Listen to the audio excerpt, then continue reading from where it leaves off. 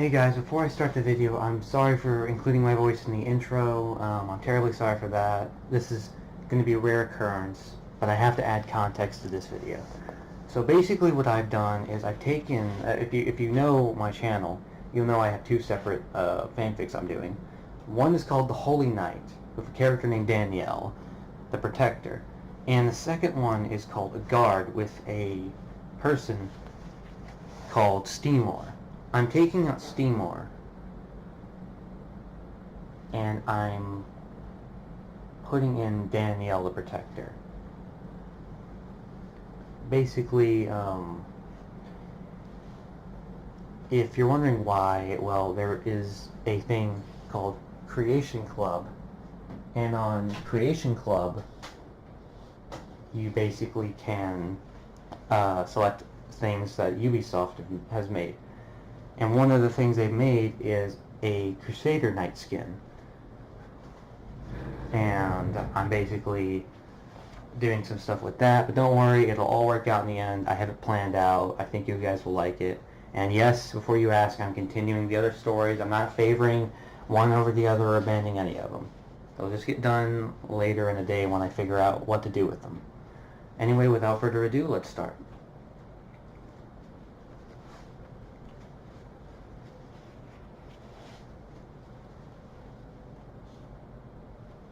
Featherhoof stared at his companion. He didn't know what to think of Danielle. Danielle was unlike anything or anyone he's seen.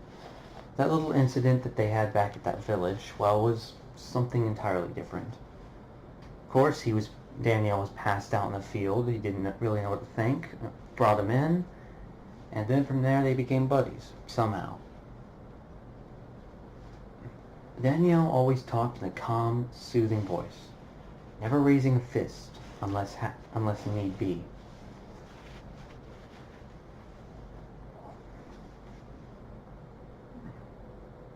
Right now, Danielle was drinking water from some kind of canteen. And he, Featherhoof, was simply eating an apple.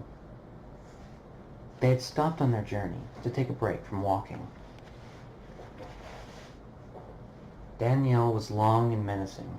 However, his voice said otherwise, and he could get a faint view of his eyes through his helmet.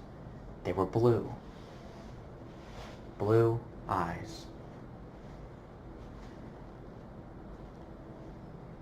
The blue eyes that he had were inviting and welcoming, very peaceful-like.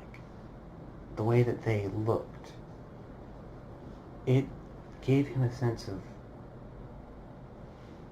peacefulness and trust. Of course, he'd been staring for far too long, and Danielle took notice and said, "I see you're in deep thought, my friend. Is there anything you wish to discuss between us?" "Oh, it's just, I've been wondering, what did you do?"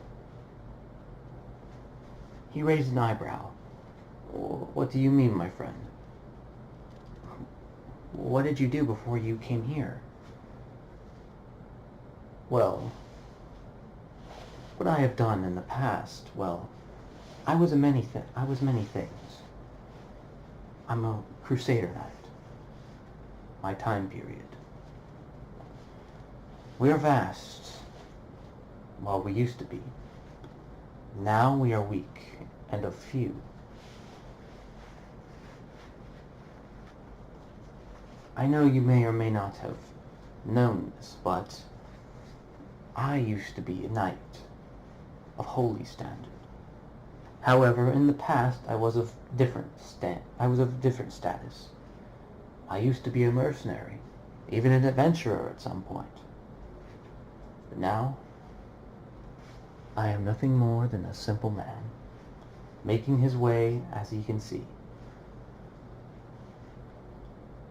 "What did you do when you were an adventurer, a mercenary, or you're a knight?" "When I was a mercenary, I would protect caravans and protect all who paid me a coin. course, a hefty amount for my services. I had held the knowledge of many different magics. When I was an adventurer, I explored many great tombs and many great Nordic ruins. They were thousands and thousands of years old. I would explore them only to have skeletons and other such as like giant spiders and draggers attack. Even encountered some vampires here and there. Eventually I had joined a group called the Companions. Very nice lot. Eventually they had given me what they call a gift. I take it as a gift. It makes me stronger, faster, but I do not show it for reasons B.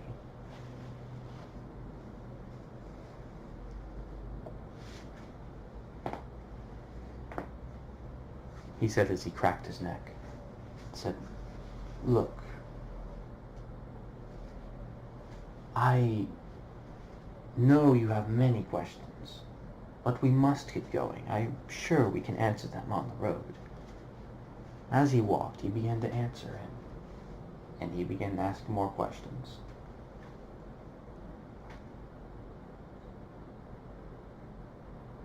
"So, why do they call you the Protector?"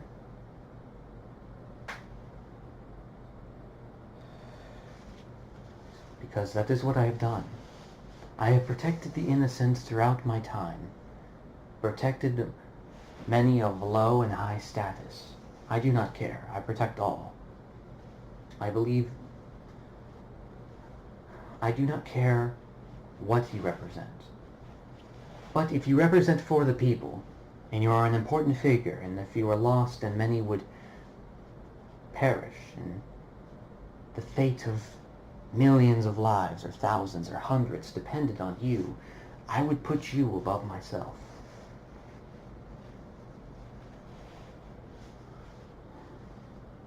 And I would protect you at all cost. In my eyes and my beliefs, my friend, not one but many have surpassed me, have struck me down as good. Back in the lands of Skyrim, many were, well, of different status. Sure, there was a great bunch that were good. However, the Brotherhood and many other heinous people, such as the Stormcloaks and the Empire, made me think differently about my status and them. The Stormcloaks, they did not believe in equality. They did not believe every race was fair. They found the Nords as the superior, and the cats and the lizards were not. I did not care. Every man and woman of all kinds are equal in my eyes. And the Empire did not see that all religion was free. Talos. This was appalling as well. Everyone should have freedom, regardless. However, not if it harms one. And even the orcs, I saw good. I saw good in the orcs as they were just trying to survive. Others called me crazy. I told them they were free to think that.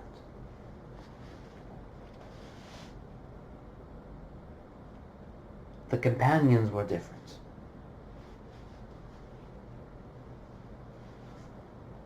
What else? Sorry, what I meant to say is, so you use magic? Why, yes, my friend. I went to a college in Winterhell, or something of the sort. I can't exactly remember. But I became an archmage. His eyes widened in surprise. You're an archmage? Yes, my friend, I am. I became an archmage through Days, actually. Didn't even take me that long.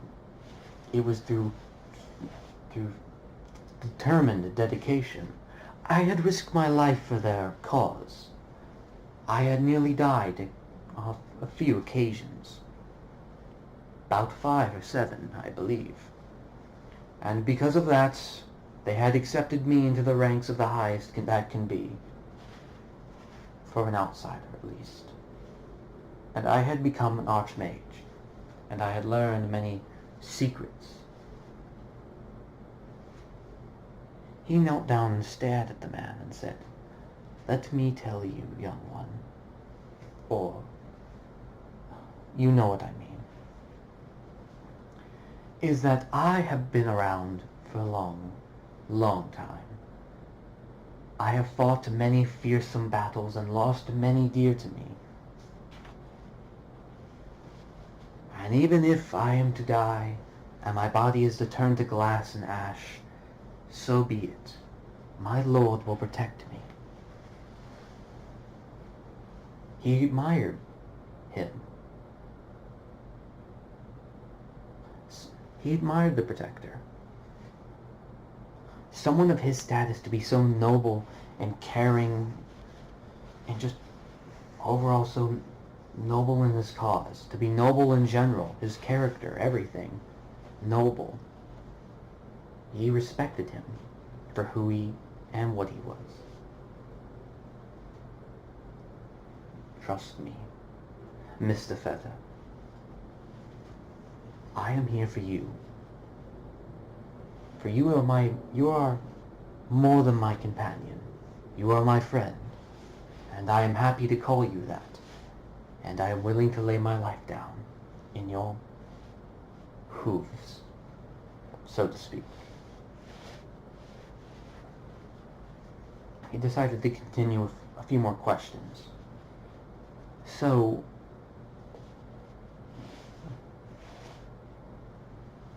what is it that you fight for? I fight for all. Okay. What's the scariest thing you fought? He looked and said, "Well, my friend, fighting a legendary dragon. Of course, that is the scariest thing I've ever encountered and defeated. And I had to do it alone." "You fought a dragon? You fought a dragon? Alone?" "Sadly, my companion had died. Whenever I had defeated the dragon, I had ran towards them and held them in my arms. He had faded from the world and I could do nothing. I had tried to heal them with my magic, but they were gone before I could do anything. I only prayed the lords that they would find him a place. I prayed to Talos that he would find a place." He looked at him and said, "I'm sorry to hear that. I'm sorry, Danielle. It is quite all right. Well,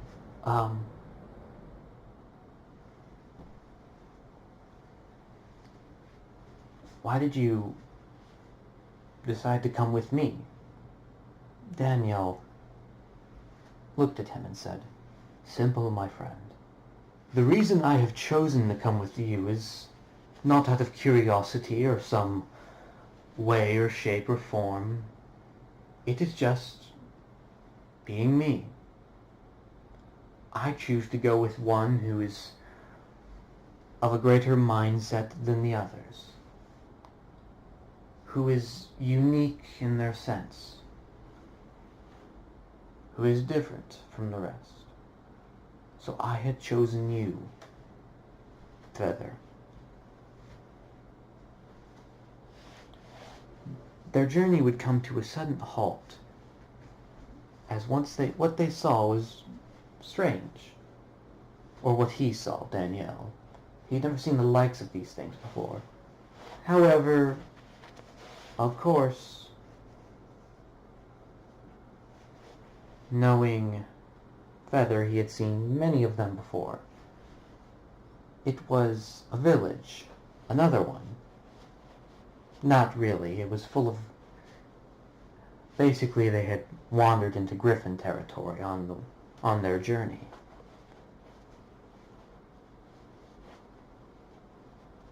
There were diamond dogs and griffins alike, in this one as well.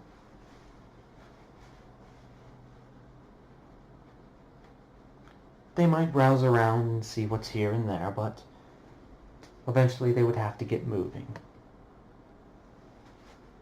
They walked in the town, heads held... Featherhoof's head held a little low, shy. However, Danielle's head was raised high to the sky, not caring. For he was ready for whatever they could throw at him.